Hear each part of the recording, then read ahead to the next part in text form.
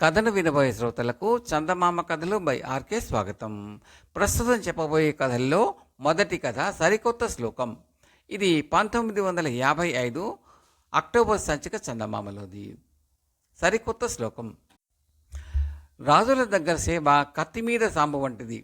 కాళిదాసును ప్రాణంతో సమంగా చూసుకునే భోజరాజు కూడా ఒకసారి కాళిదాసుపై ఏదో విషయం మీద ఆగ్రహించాడు. ఆ కారణంగా కాళిదాసు ధారానగరం విడిచి వెళ్ళిపోయాడు.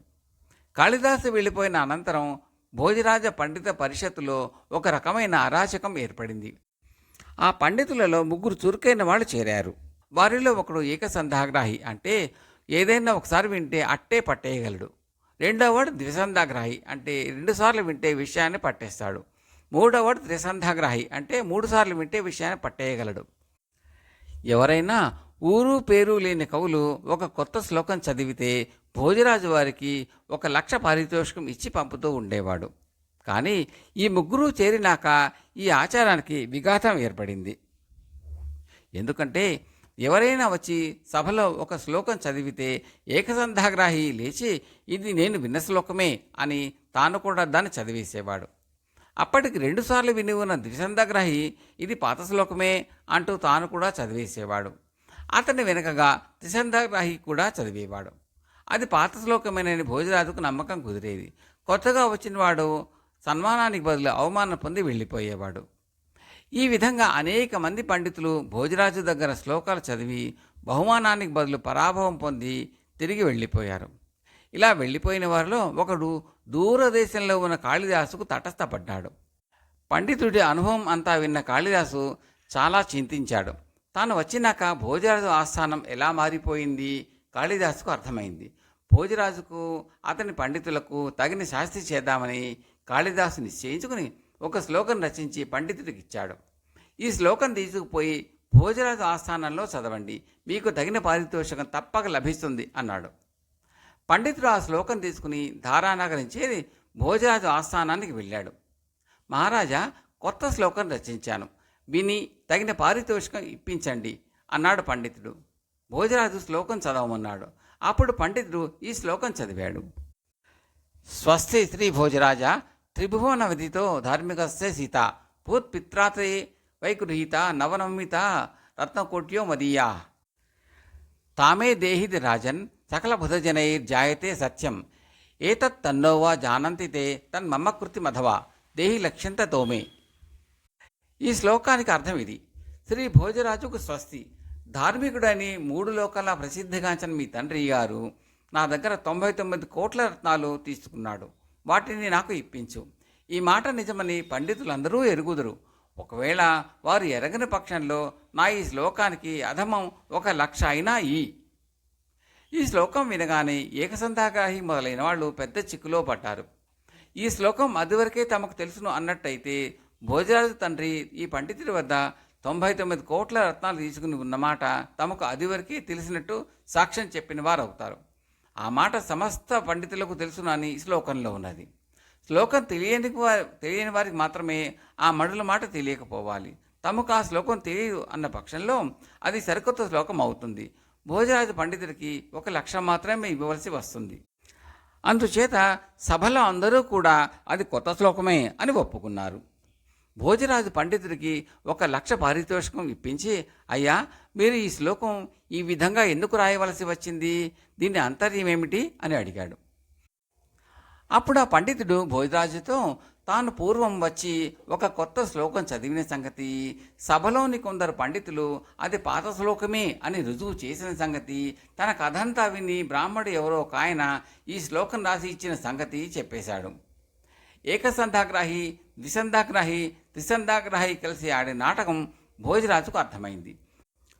వీరి మూలంగా ఎందరికి అన్యాయం జరిగిందో అని భోజరాజు చాలా బాధపడ్డాడు. ఆ తర్వాత ఆయనకు ఈ శ్లోకం రాసి పంపినది బహుశా కాళిదాసే అయి ఉంటాడు అని అనుమానం కలిగింది.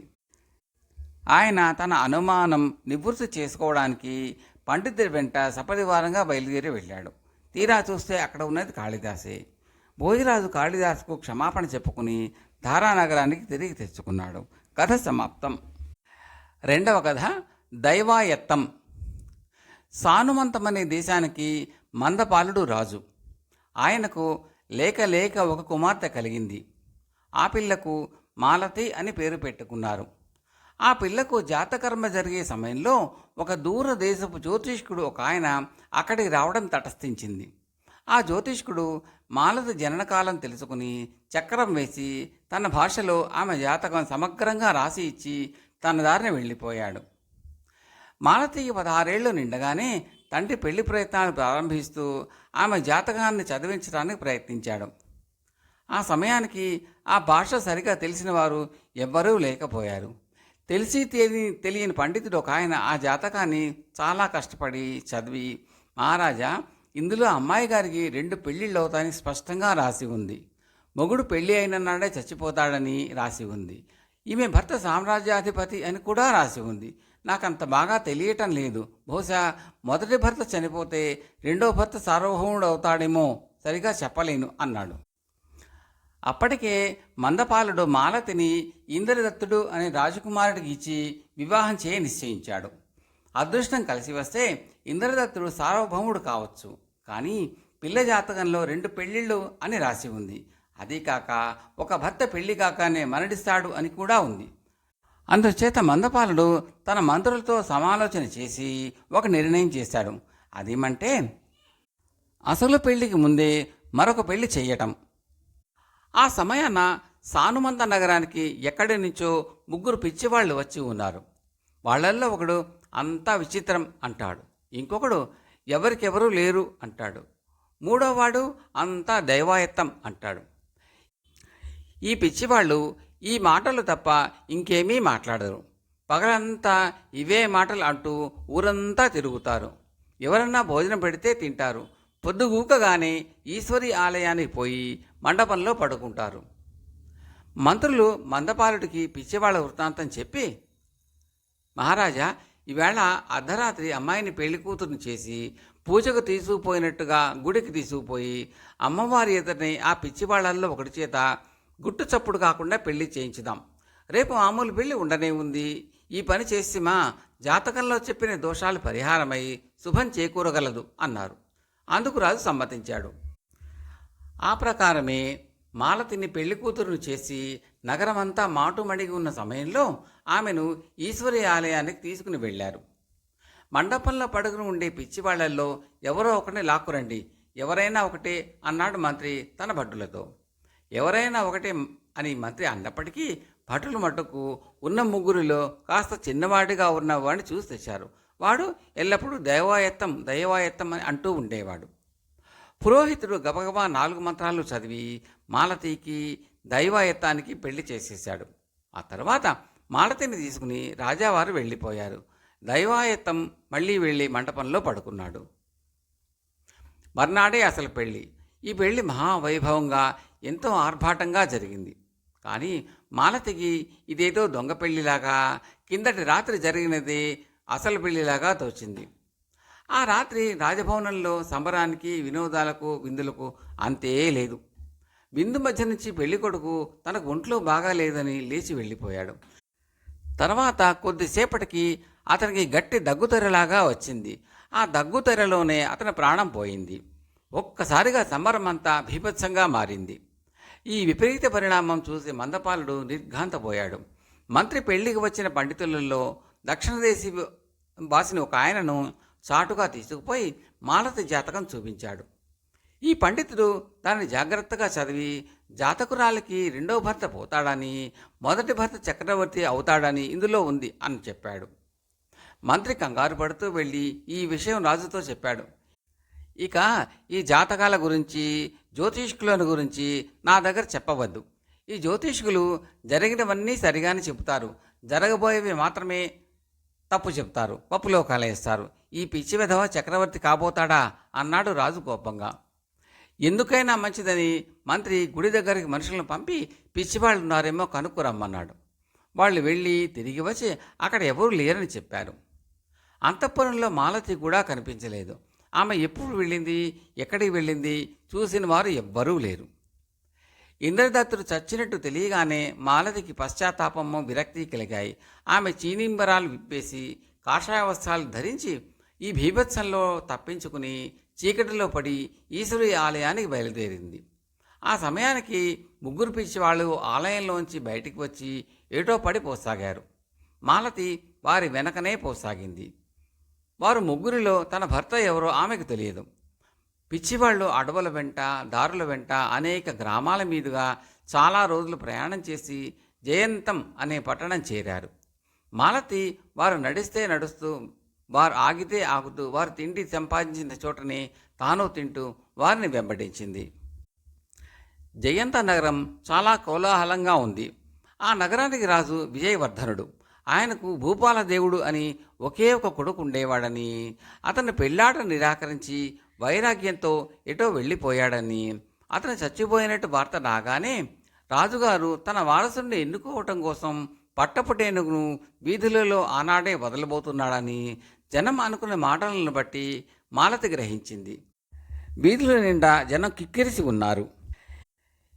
ఎవరి మటుకు వారే తమనే ఏనుగు వరిస్తుంది అని ఆశపడుతున్నారు. అది బయలుదేరబోతూ ఉండగా రాజభటులు వీధులలో ఎవరినీ నడవనివ్వక పక్కగా నిలబెట్టారు. పిచ్చివాళ్ల వెంబడే మాలతి కూడా నిలబడింది. ఇంతలో జనంలో కలకలం బయలుదేరింది. ఏనుగు ఆ వీధిలోకే వస్తున్నది. అది దగ్గరికి వస్తున్న కొద్దీ జనంలో కోలాహలం మరింత హెచ్చింది.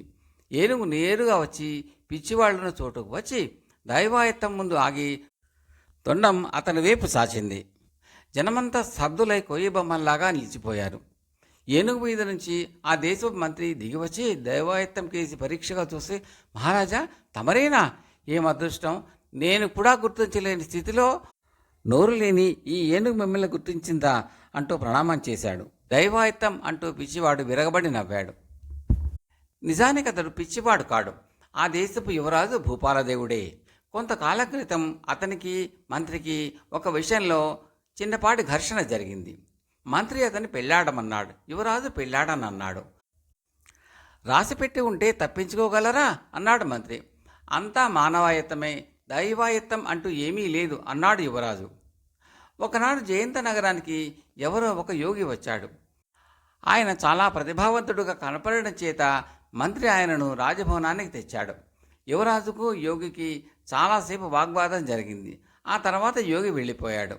మర్నాడే యువరాజు పిచ్చివాడిలాగా అయిపోయి దైవాయత్తం దైవాయత్తం అంటూ దేశాల మీద బయలుదేరాడు. కొంతకాలానికి అతని జాడ కూడా తెలియలేదు.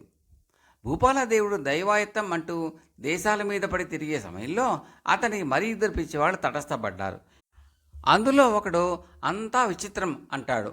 ఆయన ఒక మంచి బ్రాహ్మణుడు. తన భార్య దుష్ప్రవర్తన చూసి మతి చెడి దేశాల మీద బయలుదేరాడు. రెండోవాడు లక్షాధికారి అయిన వైశ్యుడు.